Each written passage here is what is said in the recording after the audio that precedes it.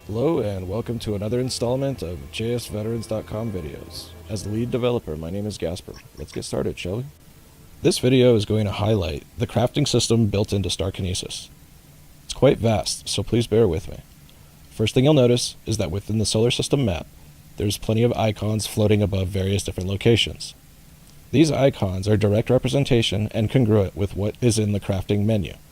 Excluding the one that looks like a space station, which is potential locations for your base to move to, there are predominantly 4 icons. These denote refineries, mines, factories, and vendors. And if you're ever confused about which is which, just simply open the crafting interface menu. So before I get into the menu itself, let me go over the resources that are being used. First and foremost, there's UC, Universal Credits. This is basically just your cash. Next we have ore. Ore is one of the most common materials that you'll get regularly. Like with all the resources I'm about to explain, it comes in 3 ranks: common, rare, exceptional, green, blue, and purple. Each rank is significantly harder to get than the last, like in any game. Ore is primarily used as a supplement for other harder crafting materials. Most commonly to make alloy. Alloy is the next basic ingredient. Comes from the smelting of ore in various different grades. Alloy is one of the primary ingredients for all the crafting within the game, as well as and primarily used for crafting processors. Processors could be considered as an advanced crafting material. Their inherent drop rate is significantly lower than every other material, but most importantly, to craft it yourself, it requires 3 of the other primary materials plus alloy.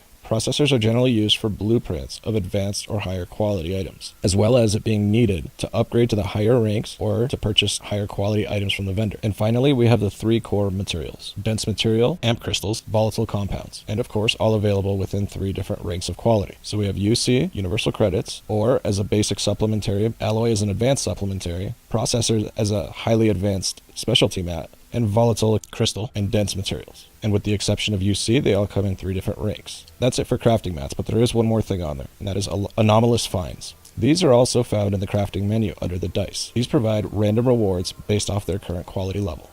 For completing all primary objectives in a mission, you get 1 generally. Secondary objectives gives you another 1. The first time you accomplish a mission, you generally get 1. And then based off of how much combat you went through and experience you gained, coupled with your salvage score at the end of a mission, you can get up to 2 to 3 more. This will be a primary source of funding for most players. But being that it's completely random, you have 0 control over the outcome, as opposed to using the factory and crafting systems. So moving on to the crafting menu itself. As soon as you open it, you'll notice a series of icons on the left-hand side. The dice have already been explained, so let's start with the vendors. Whenever you open any submenu, you'll notice that your salvage score is at the top right of the screen. This is relevant for everything you do within the crafting system. With vendors, the primary result is getting better items. The vendors are also able to provide you with non-combat related bonuses. These may be rare, but they're able to provide bonuses to your mines, refinery, efficiency, and such, as well as additional color schemes, environmental packages, and anything in essence that you can purchase in the in-app store. The higher the ranks or the slots, obviously the more it'll cost, but more importantly, it'll start costing a significant amount of processors at higher grades. Something you'll notice quite quickly is that most of these nodes are grayed out. This is because I have not secured and linked within the proximity required to have access to this particular node. Being that the map is constantly dynamic and moving, this is where moving your base around to accommodate the current rotation of the solar system is very important. And that's also why AU is depicted on all the important objects within the system. The further you want to move your station, the more real time it will take. And being that this is just a graphic depiction of the solar system, not an actual depiction, you'll note that the distance between Jupiter and Mars is significantly further than, say, Earth and the Sun. So let's move on to the mines. The mines work off of server time. They simply accrue a certain amount an hour, and after a certain amount of time, you're able to claim whatever's there. Obviously, it's ideal that you pull the resources out prior to hitting the cap. And again, this is something that's multiplied by your salvage score. You'll see how much the mine is able to produce an hour. You'll see how much your salvage score adds to that. You'll see how full it is, and you'll see the max cap. The max cap is also something that you're able to purchase in the in-app store or potentially get as a reward from one of the in-game vendors. The various mines depict the quality and the type of resource that they provide. So let's move on to the refineries. There's quite a few variants here. Many of these give you the opportunity to alter the quality of the items that you're going to be affecting. So the primary categories are refineries, smelters, fabricators, reprocessors. So let's start with the smelters. These are limited to a specific quality.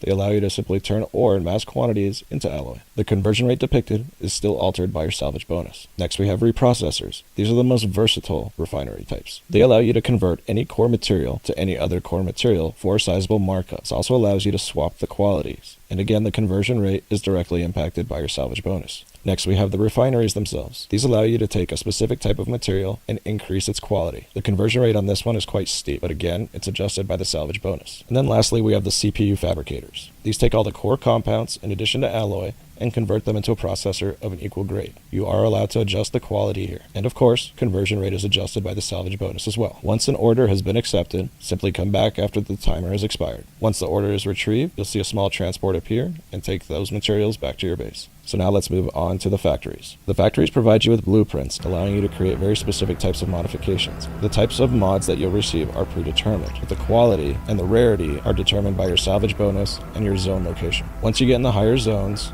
and you have a significantly higher salvage score, you're able to pull consistently 2-slot rank 3 items as a result of the blueprint crafting. Every time you check back, the factories will have new blueprints, assuming that they're not already crafting something for you. We've already covered the anomalous find, so I won't get into that, but there is one more segment when it comes to crafting and upgrading. If you go to your base, you have the ability to upgrade both the base itself, any carriers that you've purchased, and purchase new carriers. In addition, you're also able to increase the slots of any items. This too comes at a price, and you guessed it, salvage affects this as well. The base and carriers have 5 tiers. There are 4 different types of carrier chassis for purchase. Even though you start with a prototype carrier, when it comes to endgame, a maxed out carrier with maxed out tiers, ranks, and slots, it's not handicapped in any way. Once fully upgraded, it's able to put out a lot more power to the small amount of mods that it does possess. In addition, its abilities tend to be highly PvP focused, and most importantly, it's fast comparatively to the bigger carriers. Upgrading your base allows you to increase your statistics for all of your crafting systems, but upgrading slots is the most important thing you can do at your base.